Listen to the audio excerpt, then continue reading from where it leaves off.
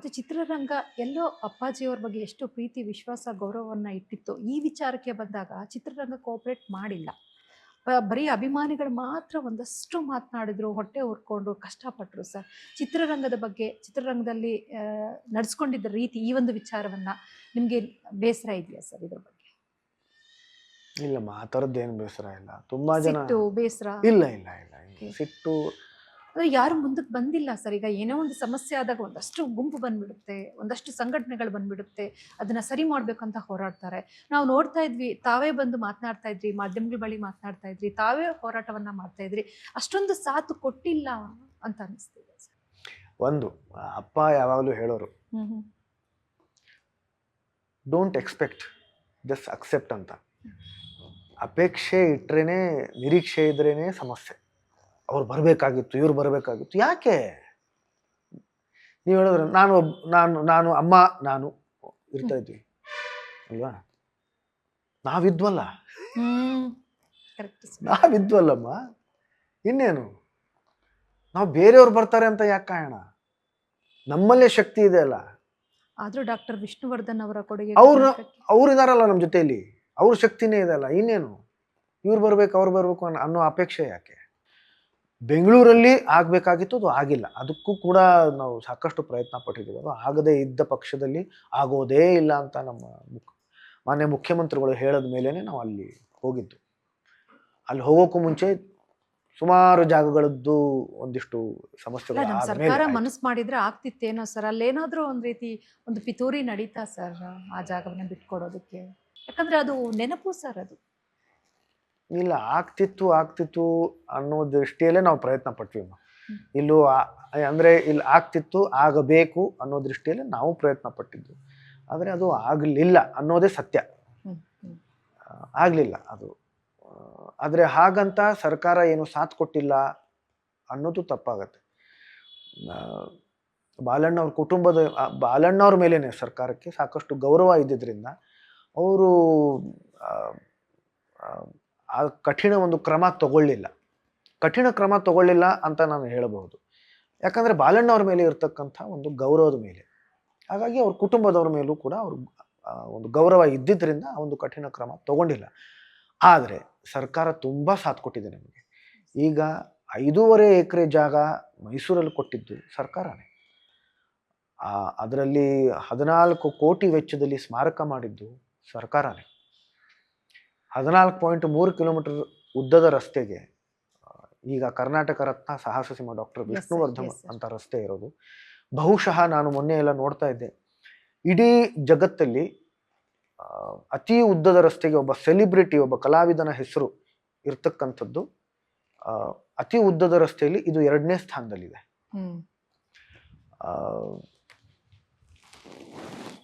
ಎಂಥ ದೊಡ್ಡ ವಿಷಯ ಇದು. ಇದು ಮಾಡಿದ್ಯಾರು? ಸರ್ಕಾರ ಮಾಡಿತ್ತು. ಈಗ ಕರ್ನಾಟಕ ರತ್ನ ಘೋಷಣೆ ಮಾಡಿದ್ಯಾರು? ಸರ್ಕಾರ ಮಾಡಿತ್ತು. ಇದು ಎಷ್ಟು ಹೆಮ್ಮೆ ಇದೆ ಸರ್. ತುಂಬಾ ಹೆಮ್ಮೆ ಇದೆ, ತುಂಬಾ ಹೆಮ್ಮೆ ಇದೆ. ಹಾಗಾಗಿ ಸರ್ಕಾರ ತುಂಬಾ ಮಾಡಿದೆ ನಮಗೆ. ಹಾಗಾಗಿ ಯಾರನ್ನು ನಾವು ದೂಷಿಸೋ ಅವಶ್ಯಕತೆನೇ ಇಲ್ಲ.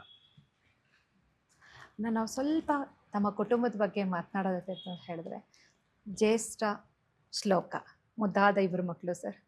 ಮತ್ತೆ ಜ್ಯೇಷ್ಠವ್ರನ್ನ ಯಾವತ್ತು ನಾವು ತೆರೆ ಮೇಲೆ ನೋಡ್ತೀವಿ ಸರ್.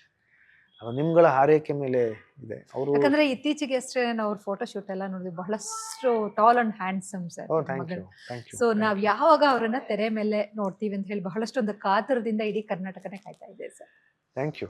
ಯಾಕಂದ್ರೆ ವಿಷ್ಣುವರ್ಧನ್ ಅವರ ಕುಡಿ ಇನ್ನೊಂದು ಬರ್ತಾ ಇದೆ ಅಂತ ಹೇಳಿದ್ರೆ ಕ್ಯೂರಿಯಾಸಿಟಿಯಲ್ಲಿ ಇದ್ದೇ ಇರುತ್ತೆ ಸರ್. ಸೊ ಯಾವಾಗ ನಾವು ಎಕ್ಸ್ಪೆಕ್ಟ್ ಮಾಡಬಹುದು? ಗೊತ್ತಿಲ್ಲ, ಅವರು ಇನ್ನೂ ಸ್ಕ್ರಿಪ್ಟ್ಸ್ಗಳು ಕೇಳ್ತಾ ಇದ್ದಾರೆ. ಒಳ್ಳೆ ಸ್ಕ್ರಿಪ್ಟ್ ಬಂದಾಗ ಖಂಡಿತವಾಗ್ಲೂ ಮಾಡ್ತಾರೆ. ಅವ್ರು ಓದಿದ್ದು ಕೂಡ ಅದೇ, ಮೀಡಿಯಾ ಅಂಡ್ ಮಾಸ್ ಕಮ್ಯುನಿಕೇಶನ್ ಓದಿದ್ದು. ಅಂದರೆ ಜರ್ನಲಿಸಮ್ ಜೊತೆಗೆ ಸಿನಿಮಾ ಮೇಕಿಂಗ್ ಕೂಡ ಅವರು ಓದಿದ್ದಾರೆ. ಹಾಗಾಗಿ ಶಾರ್ಟ್ ಫಿಲ್ಮ್ಸು ಮಾಡಿದ್ದಾರೆ. ರಂಗಭೂಮಿಯಲ್ಲೂ ತೊಡಗಿಸ್ಕೊಂಡಿದ್ರು ಅವರು. ಅಂದರೆ ಅದರಲ್ಲೂ ಅವರು ಅಂದರೆ ಸ್ಕೂಲ್ ನಾಟಕಗಳಲ್ಲಿ ಅಥವಾ ಕಾಲೇಜ್ ನಾಟಕಗಳಲ್ಲೂ ಕೂಡ ಅವರು ಆ್ಯಕ್ಟ್ ಮಾಡಿದ್ದಾರೆ. ಡ್ರಮ್ಸ್ ಕಲಿತಾ ಇದ್ದಾರೆ, ಡ್ಯಾನ್ಸ್ ಕಲಿತಾ ಇದ್ದಾರೆ, ಫೈಟ್ ಕಲಿತಾ ಇದ್ದಾರೆ. ಹಾಗಾಗಿ ಅದರಲ್ಲಿ ತೊಡಗಿಸ್ಕೊಂಡಿದ್ದಾರೆ. ಆಮೇಲೆ ಸಿನಿಮಾಗಳು ಎಷ್ಟು ನೋಡಿದ್ದಾರೆ ಅಥವಾ ನೋಡ್ತಾ ಇರ್ತಾರೆ ಅಂತಂದರೆ ಅದಕ್ಕೆ ಲೆಕ್ಕವೇ ಇಲ್ಲ. ಲೆಕ್ಕವೇ ಇಲ್ಲ, ಅಷ್ಟು ಸಿನಿಮಾಗಳನ್ನು ಅವರು ನೋಡಿದ್ದಾರೆ. ಹಾಗಾಗಿ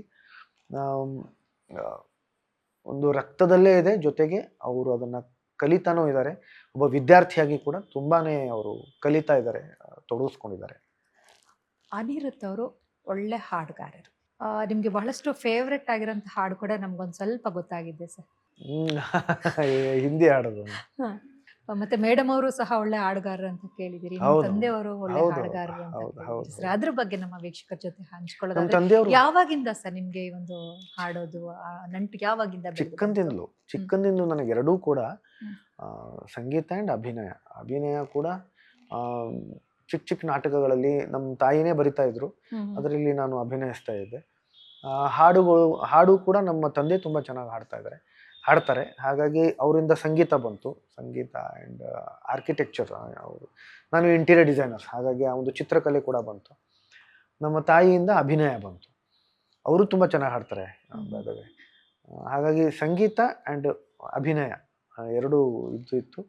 ಹೋಗ್ತಾ ಹೋಗ್ತಾ ಜನ ನನ್ನ ಆ್ಯಕ್ಚುಲಿ ಸಿಂಗರ್ ಅಂತಾನೆ ಗುರುತಿಸ್ತಾ ಇದ್ರು, ಅವ್ರಿಗೆ ಗೊತ್ತೇ ಇರಲಿಲ್ಲ ಅಭಿನಯ, ಯಾಕಂದ್ರೆ ಹೋಗ್ತಾ ಹೋಗ್ತಾ ಇದೇ ಜಾಸ್ತಿ ಆಗಿತ್ತು. ಆಮೇಲೆ ಇದಕ್ಕಿದ್ದಾಗೆ ಅಭಿನಯದ್ದು ಗೊತ್ತಾಯ್ತು ಜನಕ್ಕೆ. ಸೊ ನಮ್ಮ ವೀಕ್ಷಕರಿಗೋಸ್ಕರ ನೀವು ಒಂದು ಹಾಡನ್ನ ಹಾಡೋದು. ಸರಿ. ತುತ್ತು ಅನ್ನ ತಿನ್ನೋಕೆ, ಬೊಗಸೆ ನೀರು ಕುಡಿಯೋಕೆ, ತುತ್ತು ಅನ್ನ ತಿನ್ನೋಕೆ, ಬೊಗಸೆ ನೀರು ಕುಡಿಯೋಕೆ, ತುಂಡು ಬಟ್ಟೆ ಸಾಕು ನನ್ನ ಮಾನ ಮುಚ್ಚೋಕೆ, ಅಂಗೈ ಅಗಲ ಜಾಗ ಸಾಕು ಆಯಾಗಿರೋಕೆ, ತುತ್ತು ಅನ್ನ ತಿನ್ನೋಕೆ, ಬೊಗಸೆ ನೀರು ಕುಡಿಯೋಕೆ. Super sir. ಮತ್ತೆ ಹಿಂದಿ ಹಾಡುಗಳನ್ನು ಬಹಳಷ್ಟು ಚೆನ್ನಾಗಿ ಹಾಡ್ತೀರಿ ಅಂತ ನಾವು ಕೇಳಿದೀವಿ. ಯಾಕಂತ ಹೇಳಿದ್ರೆ ಶ್ರೀ ಗಣೇಶ ದೇವನೇ ಅದಕ್ಕೆ ನನಗೆ ಅಂದ್ರೆ ಚಿಕ್ಕಂದಿಂದಲೂ ನನಗೆ ಹಿಂದಿ ಸಿನಿಮಾಗಳನ್ನ ತುಂಬಾ ನೋಡಿದ್ದೀನಿ ನಾನು. ಹಿಂದಿ ಹಾಡುಗಳನ್ನ ಕಲ್ತಿದ್ದೀನಿ. ಹಾಗಾಗಿ ಆಮೇಲೆ ಮುಂಬೈಯಲ್ಲಿ ಓದಿದ್ದೀನಿ ಕೂಡ ನಾನು. ಅಂದ್ರೆ PUC ಸೆಕೆಂಡ್ ಇಯರ್ ವರೆಗೂ ಧಾರವಾಡದಲ್ಲಿ ಓದಿ ನನ್ನ ಕಾಲೇಜ್ ಶಿಕ್ಷಣ ಎಲ್ಲ ಮುಂಬೈಯಲ್ಲಿ ನಾನು ಮಾಡಿದ್ದೀನಿ. ಅಲ್ಲಿ ಮ್ಯೂಸಿಕಲ್ ಡಿಪ್ಲೊಮಾ ಕೂಡ ಮಾಡಿದ್ದೀನಿ ನಾನು, ಹಿಂದೂಸ್ತಾನಿ ವೋಕಲ್ ಲೈಟಲ್ಲಿ, ಬಾಂಬೆ ಯೂನಿವರ್ಸಿಟಿಯಿಂದ. ಹಾಗಾಗಿ ಹಿಂದಿ ನನಗೆ ಅಂದರೆ ಕಲ್ತಿದ್ದೀನಿ. ಹಿಂದಿ ಹಾಡುಗಳನ್ನು ಹಾಡ್ತಾ ಇದ್ದೆ, ಸಾಕಷ್ಟು ಕಚೇರಿಗಳನ್ನು ಮಾಡಿದ್ದೀನಿ, ಆರ್ಕೆಸ್ಟ್ರಾನಲ್ಲಿ ಹಾಡಿದ್ದೀನಿ. ಇನ್ನು ಸರ್ ಅನಿರುದ್ಧ್ ಜತ್ಕರ್ ಬರಹಗಾರರು, ಸಾಲುಗಳ ನಡುವೆ ಇದ್ರ ಬಗ್ಗೆ ಹೇಳೋದಾದ್ರೆ? ಬರವಣಿಗೆ ಅನ್ನೋದು ನನಗೆ ಇದು 40 ಪ್ರಬಂಧಗಳ ಒಂದು ಸಂಪುಟ. ಇದು ಸಾಲುಗಳ ನಡುವೆ ಒಂದು ಪುಸ್ತಕ ಬಂದಿದೆ. ಅದರಲ್ಲಿ ಸುಮಾರು 26 ಬಹುಶಃ 26 ಲೇಖನಗಳು ಬೇರೆ ಬೇರೆ ಪತ್ರಿಕೆಗಳಲ್ಲಿ ಪ್ರಕಟಗೊಂಡಿವೆ. ನಾನು ಇಂಗ್ಲೀಷಲ್ಲಿ ಬರೋದು, ಆಮೇಲೆ ಅದನ್ನು ಟ್ರಾನ್ಸ್ಲೇಟ್ ಮಾಡ್ತಾ ಇದ್ದೆ.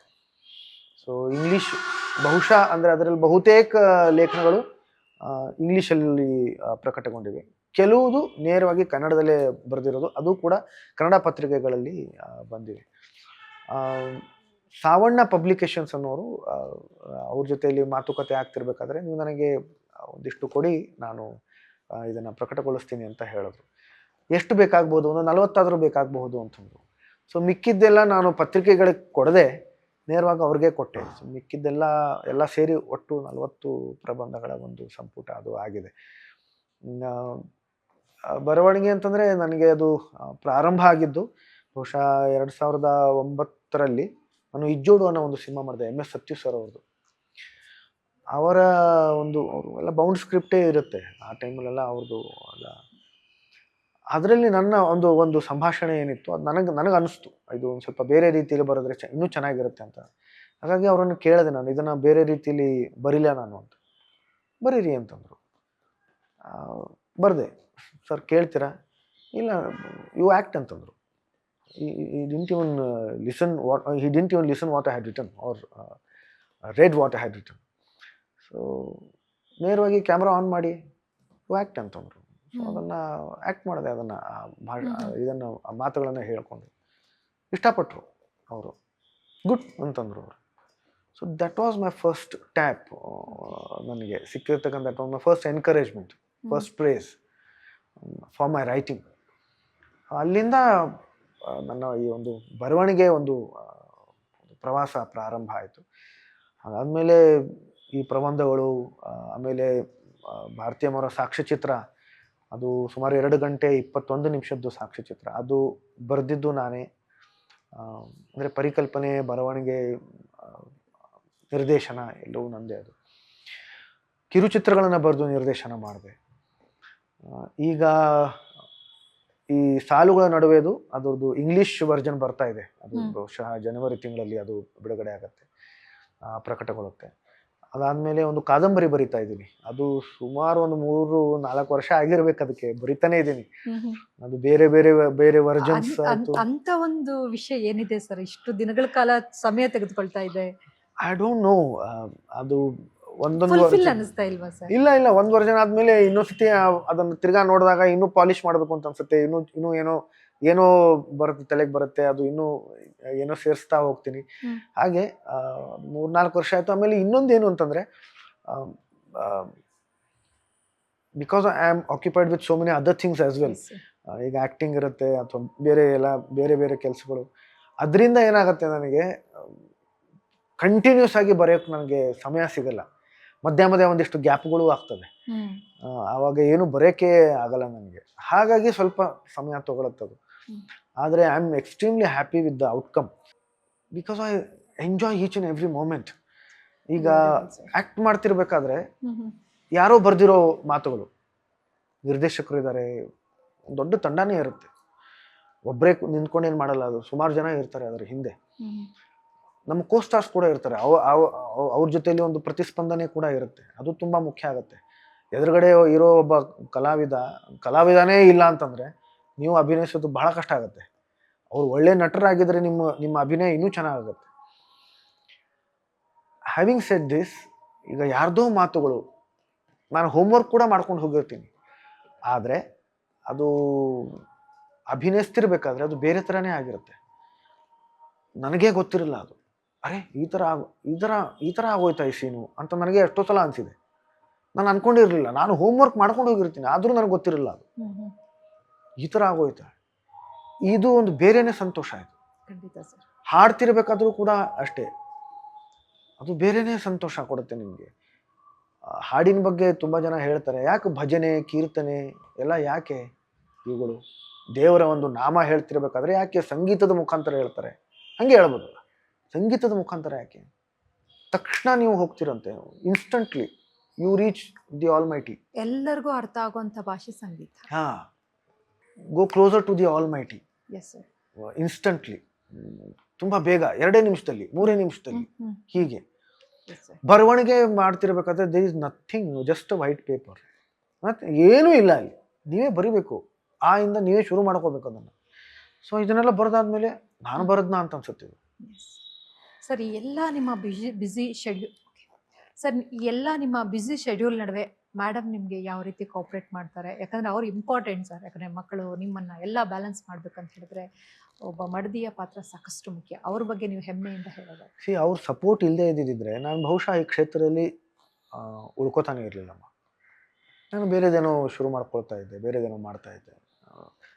ಎಲ್ಲ ನನ್ನ ಕುಟುಂಬದ ಒಂದು ಸಪೋರ್ಟ್ ತುಂಬ ಇದೆ ನನಗೆ, ತುಂಬ ಅಂದರೆ ತುಂಬ ಇದೆ.